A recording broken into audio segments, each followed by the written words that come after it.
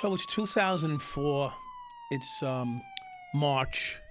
I had let's leave the attempted knifing scene out of this. Did we discuss that on tape yet or no? When the guy tried to knife me in prison? I think we did that. Okay, so we're past that now. Okay, so it's March. I'm preparing my release to go home. I'm of course excited. I want to get out of prison. I've spent at this point 11 years and 9 months. I don't know the exact. It's funny how when you're in prison you can count the days and the minutes, and then when you leave prison, I personally forgot the exact date and time I left. It's upsetting to me at times because that was the most important day of my life for a rebirth and a new beginning, and I just don't remember the exactness of it. It's very disturbing to me, and why I say that is because every day when I was in prison, I would look at the board to see if they made a mistake and if they were going to let me go home early. Like every single day up until almost the last day. So it's March. I'm being released, I want to say April 13th, and that's why I'm embarrassed. I don't know if it was the 13th, 14th, or 15th, but that was my release date to go to a halfway house, which means you're not technically released from prison, but you're released from the incarceration of the prison that you're in. And I had a discussion with my father on the phone, and he's like, do you want me to send a limousine? And so on and so forth to pick you up so you can arrive home in grand style, like you made it, you survived, like a celebration, which is really nice. I mean, who wouldn't want a celebration of their freedom? And it was at that moment that it upsets me to even say this. I was humbled, and because I'm a humble person overall, but there's moments in you that you still fight. You're still, part of you is always fighting. I had to fight every day to stay alive and safe in prison, and to take the gift of being picked up in a limousine from my father, which, by the way, he's of little means, so it would have been a great strain for him to lay out $1,000 to pick me up from prison. But I felt compelled to be a regular person leaving prison, because every day that I was in prison, I was that person. And it might have only been in my mind, but it was clearly that I was a different person in prison, called inmate or convict, than everybody else, at least for the most part. I was the special inmate because I was always treated in a way different than a regular inmate was treated. I was always given the harsher portion of treatment. And that doesn't mean that I was physically abused by the staff, but I was held down by the staff constantly, because I was the cop in prison, the dirty cop, New York City's dirtiest cop ever. And whenever I went into a team meeting with them, because every 6 months you have a team meeting, they want to review your case. And they open the file, and there's the headlines from the New York newspapers in the file. So I just wanted to be a regular person leaving prison. And so finally, the day of... So I explained that to my parents. I just want to be regular. So the day of prison release, you're supposed to leave prison at a designated time. You get on a bus. Someone from the prison drives you in a van to the local bus depot. And from the bus depot, you get on a bus, and you spend 10, 12 hours on a bus in Pennsylvania, arriving in New York City in the bus terminal. Greyhound bus terminal. And so I had to be awake for the first time in my time incarcerated. They had to wake me up on the day I was leaving prison. Now that's heavy duty, because I was up at 6:30 every day making the breakfast line. 99 out of 100, because I would get my breakfast protein, an egg or something like that, and I'd go do my workout. So I had a standard operating procedure for myself. And the day of my release, I slept till about 8:30 in the morning. You would think I would not have slept that night, because I'm looking to go home. like the enthusiasm of people leaving prison the night before they leave prison. They're at the bars waiting for the police. The police. Like going to Disney World. Yeah. Are we there yet? Are we ready to go? And I'm like, I slept, and I still today it disturbs me when I tell the story. What's wrong with me? I'm going home. I guess part of it, when I reflect, and I don't know if I should in this discussion, but I really didn't have a home anymore.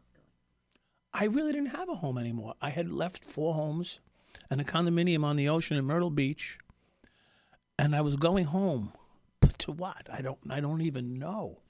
So, because I had no home, I had no relationship with my ex-wife and my 2 boys. I had a very minor relationship with. Of course, I had parents that were involved in my life throughout, and brothers, 5 or 6 brothers that we are, and my sister, who were partially involved. They were living their own lives and just being the best they could be as to assist me through my time. Come visit, take a phone call now and then, send a Christmas card. So I didn't know, I guess instinctively, I didn't know what home was anymore. So maybe that, and I'm sitting here baffled as I go over this, telling this story. I just wasn't anxious to leave. Now, don't get me wrong. I didn't want to stay. I certainly didn't want to stay. But what was I leaving for? Like, there was no direction. So it's a humbling experience to recant it right now. And I'm a little emotional about it. But that being said, I got on the bus and I just looked out the window the whole time and looked at if you leave northern Pennsylvania and you take Route 80 or 80 through northern Pennsylvania into New York City, it's quite a beautiful ride. And being behind a fence for so many years, no matter where I was or, in shackles, it was quite a different experience. And it was beautiful and humbling, and maybe that's why I have an affinity for farmland today, as we talk quite often. Yeah, I'm getting a little emotional here right now. So.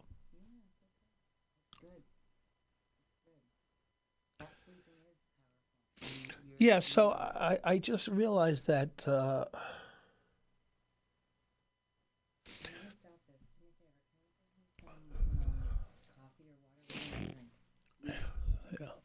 Water's great, yeah. It kind of reminds me a little bit of the Shawshank Redemption when the first guy gets out.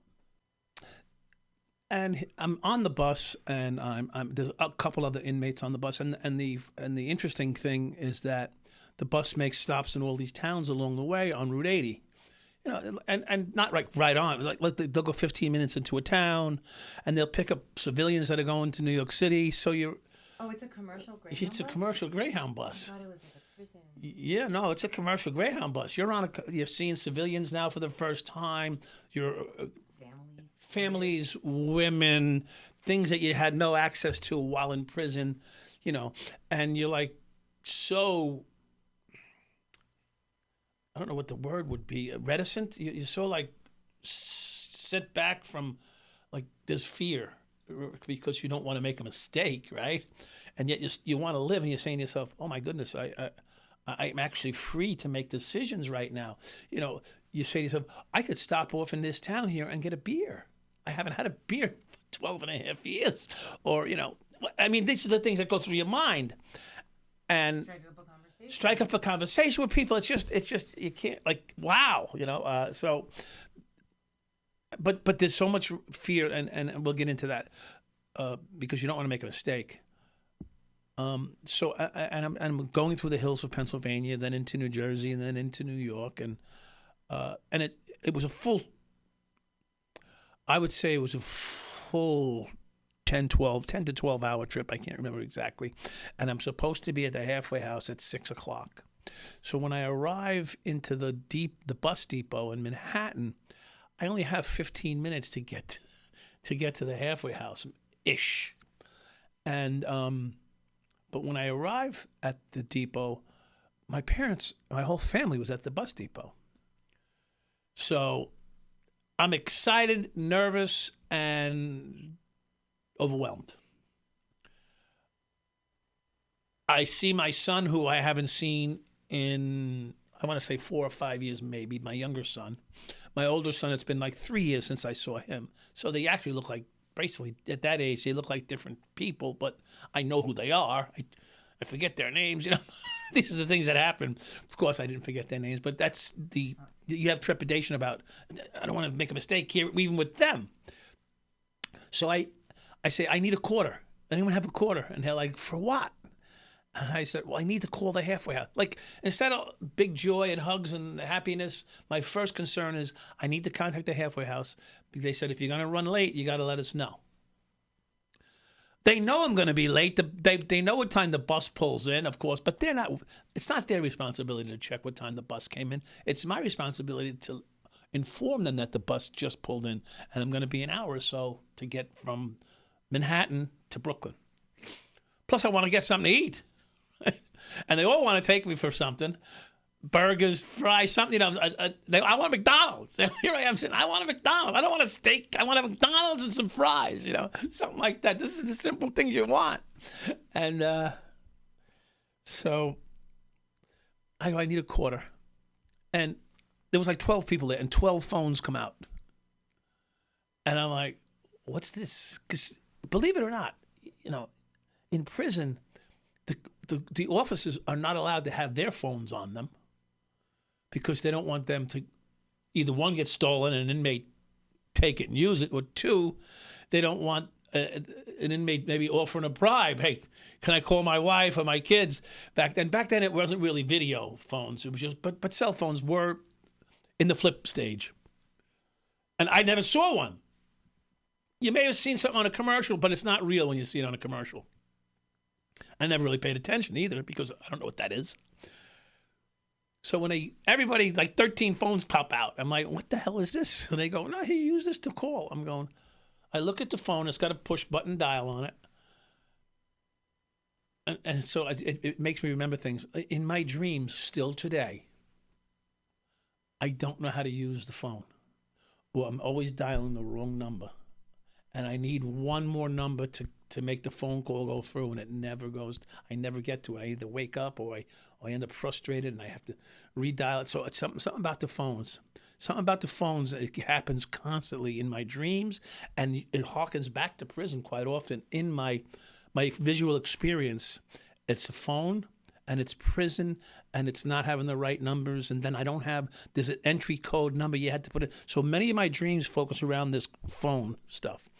Next is they give me the phone. I have the number written down on a piece of paper to call. Imagine that. I had a number written on a piece of paper to call. And of course, I don't know how to dial.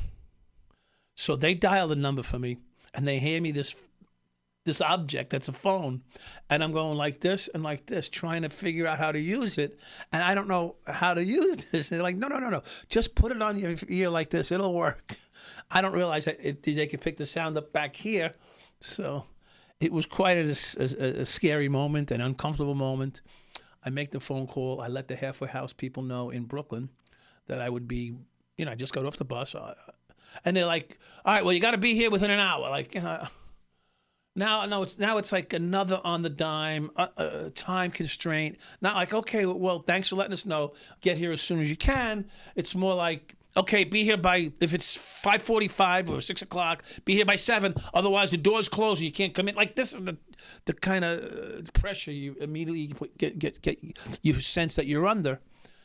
So it went from that peaceful, joyous ride, and I'm getting a tight stomach now telling the story about how it became between not knowing how to use a phone, not knowing how to dial, the uncomfortability of being around a large gathering of my own family, not being able to be at peace with them because I have things I got to do. Sorry, great, I'm glad you're here. You drove all the way from Jersey, Long Island, upstate New York to see me. Great, got to go. Like, that's the last thing I needed to feel or know at that moment. But I had to be responsible, and I certainly was. And I'm going to say this. I can't even remember this now. It's embarrassing, but I think someone took me for fries and a burger. I scoffed them down. I went into Myrtle Avenue halfway house, right across from the Marcy projects. Here I am, a New York City cop coming home from prison. and I'm in a project. I'm in a halfway house right across the street from the Marcy Projects, which is probably maybe not the most dangerous project in the world, but one of the top 10.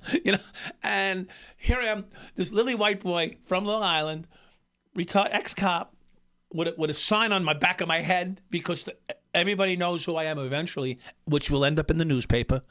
The next day, it's in the newspaper. I'm at the Marcy House Projects. I don't know if there's people with vendettas or just want to hate. People like to make their name. So, I mean, all the pressures that I didn't have in prison anymore because everybody knew who I was. I knew how to live there. I knew how to matriculate through prison. And now I'm back in the free world, and it's a worse feeling for me. So that was my release day. I was given some cash by my family, and because I'm such a trusting guy, I put it in my dresser. You get a dresser assigned to you at the halfway house. On day number 2, they robbed all my cash. Someone in the halfway house robbed all my cash. And so, welcome to New York. You're around a bunch of convicts. You should have known better, And there's other guys saying we don't want to be in the halfway house with this guy. I'm like, what? I just did 12 years in prison. You'll deal with me. No, we don't want him in our room. I mean, this is my first. I'm there 3 days. They robbed my cash out of my drawer, and they don't want me in their room. It's not going to go well if he stays here. I mean, this is the shit I got to deal with. I just got out. I just did my time in prison. In prison, you didn't say anything to me, but now that we're in this free world, you want to make my bid harder. The way prison. Yeah. Well, so for the most part, it was usually someone younger. That's what I was wondering. It was usually a younger.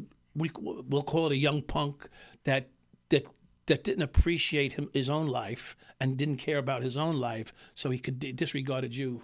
You may have had so you were somebody, and to him you're nobody because he's younger, maybe a little more powerful or more willing to risk his freedom today. See, that's what it comes down to oftentimes. So people are willing to risk their freedom for $100 and for a little bit of a power notch. I'm not willing to risk my freedom to put you in the place that I should be putting you in right now. Because so I got to suck it up. I got to suck up your abuse or your thuggery rather than take you on, because then I'm going to end up back in prison. Right. And you don't care if you go back to prison because you're good with that. I'm not. As it turns out, I probably should have, because I really wasn't excited to be home once the gravity of life that was confronted with me. So as I made it through the halfway house, How long was I was in the halfway house. I want to say the better part of. So, as I'm in the halfway house, I make the newspaper the next day, and I end up getting followed around by the press. And they made a mistake. They put someone else's picture in the press, and now, I think that was the Daily News. The guy sues. He gets $500,000 because they called him Mike Dowd. I said, dude, if they called you Mike Dowd, you got $500,000 from the Daily News. I got nothing. How about you split it with me or something? You should be happy as hell they called you Mike Dowd. Anyway, so the Post was following me around for 2 days, and they're going, Mike, please, would you sign a waiver saying that this is you and that we can put your picture in the Post? Could you imagine? I said to them, do your job and leave me alone. You're here begging me to sign a waiver so you don't get sued. I mean, are you filling my commissary up? And this guy just got a $500,000 settlement within a week because they put his picture and his likeness on the front page of the Daily News, calling him Mike Dowd. Meanwhile, he's in there for something, so it's not like they disparage his character that much. He was a convict. His first day in the. He got $500,000. So he got $500,000. They didn't offer you anything. They couldn't even pay back your robbed dresser drawer. Yeah. $500 I took out of my dresser drawer. I mean, anyway, we're getting off in a little bit of an angle That's here. okay. It's still interesting. Yeah, it's just crazy what happens. So now I'm afraid to. So listen. This is day 4. Yeah, this is like I just came out. I'm like, Jesus. So I'm looking at this. I'm standing in now. If you know anything about Brooklyn and Myrtle Avenue, I'm looking at the "Don't Walk" sign. Okay, and there's nobody there but me and the guy behind me with the camera, and I'm standing there looking at the "Don't Walk" sign for about 3 minutes, and I'm like, I'm not going against this "Don't Walk" sign, because that's the first thing they're going to do is they're going to take a picture of the "Don't Walk" sign and Dad walking across the street, and look, he's already breaking rules. Okay, so these are the things that go through your mind. So, yeah, to say the least, the release from prison was a little unsettling. Now, I was probably there about 3 or 4 days, and they give you a day pass to go home to see your family. It's sort of like the process. It's because they give you a day pass. You get like 4 or 5 hours, and then you got to come back on time. So like they're testing you to see if you're willing to follow rules and all that stuff. And in the meantime, you have to look for employment. There's a lot of things required. And so I was meeting all the requirements. So I get a day pass to go to my parents' home in Long Island, out in East Islip. And that's where now all these things are going on in the back of the scenes. My brother had come to see me. He took me for a hot dog. I didn't know how to order one. Like I stood there in the frozen. He goes, "What do you want?" I go, "A hot dog." He goes, "How do you want it?" Like he's asking me like he's my younger brother. Like I'm a child.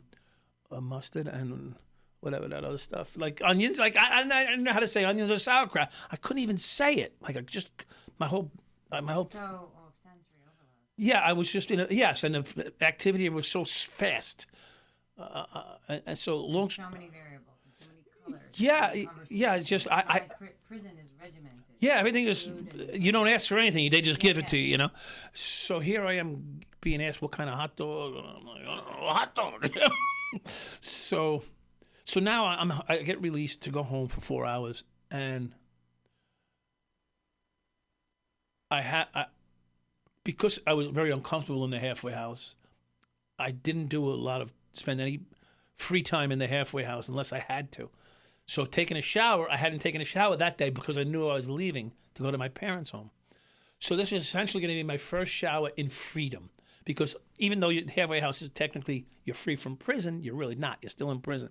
So now I'm going to go to my parents' home, say hello, sit with them, and it's very uncomfortable just being on the freedom to get to there? just my parents. And how did you get there? With subway? Well, I didn't have a car yet. Yeah, I know. So I would imagine that I took the train, but I can't even. Okay. Yeah, it's okay. I can't even recall. That's how. I just was wondering because that was your first trip back to their house. Yeah, and yeah. And yet it's kind of gone, which is fine. Yeah. It's just I tell you the truth. That's a good point. I don't even remember how I got there. And. Do you remember kind of walking in the door? No. Like walking up? No. I don't remember any of that. All I remember is being upstairs and looking out the window to my. So it's a cape. Upstairs is a cape shape. So it's like a dormer, right? And the window to my left was my brother Robert's, my brother's backyard. So I could see his backyard, and I see 2 little kids in the backyard. And I don't know their names, but they're my nephews. I know they're my nephews, but I don't know their names. And so I'm like, and I'm saying to myself, I'm 44 years old. I believe I was 44 years old. I could have been 43. I don't know. I don't even know. I think maybe I was 43 because it was 2004. So I had to be 43. And I said to myself, 10 and a half years in the police department, 12 plus years in prison. So almost a total of 22, almost 23 years. And here I am. I don't know those people next door, and they're my nephews. I don't know what I'm doing tomorrow. And I know that I've lost 20-something years of life, and I'm standing here with nothing except a shower. So I get in the shower in my parents' place, and it comes out of me. I just start crying because I don't know what I want to do. I know I don't want to be here. And I know I don't want to be there, but that's what I know right now. So I get in the shower and I just lean against the shower wall and I'm crying and crying and crying. I'm getting wet from the shower and wet from my tears. I don't know which is more wetting me more. And I'm just standing there, of course, butt naked. I'm in the shower, thankfully. Because, by the way, in prison, you're not always butt naked in the shower. So oftentimes you wear your underwear into the shower, not for any reason other than you want to clean your underwear. So oftentimes you'll wear your underwear or your undergarments into the shower and wash them out in the shower, so you don't have to put them into the washing machine in the prison. So this particular case, I'm butt naked in the shower, and just crying and crying and crying and crying. And I get out of the shower eventually after about 20 minutes, which, by the way, for me that's like 17 minutes longer than a normal shower for me. And I get out of the shower. And then I dry off, and I get dressed, and I'm standing there in the hallway. It's a very small hallway because it's right out. It's a cape, so right outside the bathroom is a little narrow hallway which goes either direction. There's bedrooms on either side, and I'm standing there saying, I don't want to say this to my parents, and I don't want to disappoint them, but I don't want to be here. I'd rather be back in prison. But it's one of those moments where you're saying to yourself, but I can't say anything. I just need to just do the next right thing. And for me, it was just continue on, like they say, fake it till you make it in a lot of self-help programs like AA, NA, Overeaters Anonymous, whatever, 12-step programs. And I had been very involved in 12-step programs and throughout my life and certainly in prison. And I said, I don't want to do this. It's like saying, I don't want to be sober, but I have to be. So I didn't want to be in freedom, but I have to be in order for the next step to take and the next best thing to come my way. So I wiped away my tears. I got myself together, and my parents would never have known this. In fact, I never even told them that I wanted to go back to prison till this moment now, if they ever hear this conversation, Well, it was. I don't know about the deserved part. I think I rightfully feel that I did my time, so I don't deserve to be in prison. But I didn't know what. So when you're 18, 19, 20, and then 21 years old, you become a police officer. You know what to expect every day, and then on the unexpected is part of it, but. The point is, how are you going to pay for you're going to pay for your life. You're going to pay your car payment if you have one. You're going to pay your mortgage. You know who you are. Now I have no job, no plan for the future other than what I'm dreaming in my head, which never usually turns out to be the same as what you want. No one's out there lending a hand.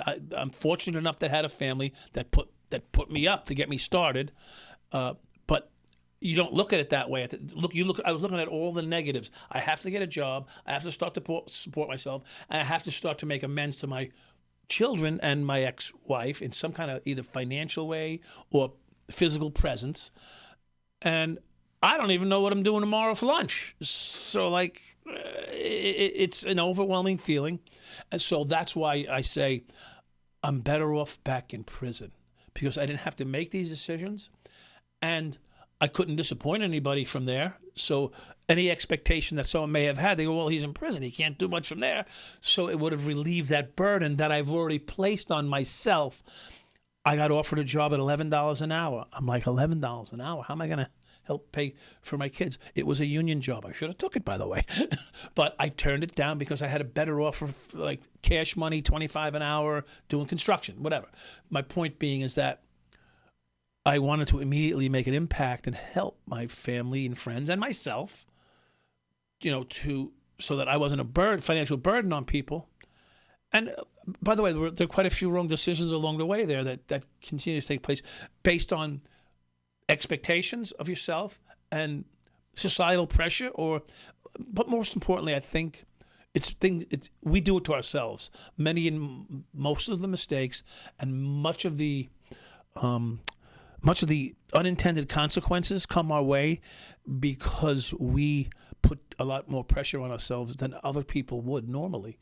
And I know that I did it to myself. A lot of my failures along the way, or disappointments along the way, came because I had unrealistic expectations. Yes, it's like the guy goes to the casino and he lost $50 and he wants to win that 50, and now he's going to keeps doubling down, and that's what life becomes in that respect.